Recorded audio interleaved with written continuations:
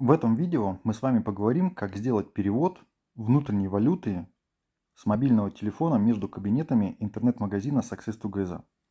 Переходим в левом верхнем меню. Далее кошельки и выплаты. Далее кошельки. И вот здесь вот выбираем R2R перенос. Нажимаем. Внимание! Нужно обязательно перед тем, как вы делаете перевод, проверить, какую валюту вы выставили в своем кабинете.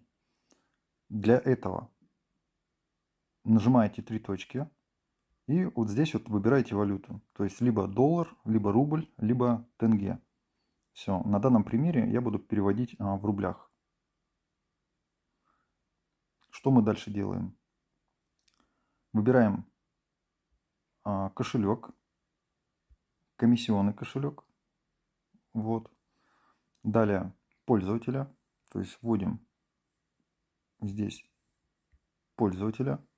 Внимание, он должен высветиться у вас в поисковике обязательно. Все, выбираем его. И здесь высвечивается фамилия, имя и логин данного человека, то есть для проверки. Все, вводим, допустим, сумму в рублях. На данном примере это будет 1000 рублей. Все, сверяем все данные и нажимаем кнопку передачи. Все, транзакция завершена. То есть вы перевели внутренние деньги с кошелька на кошелек.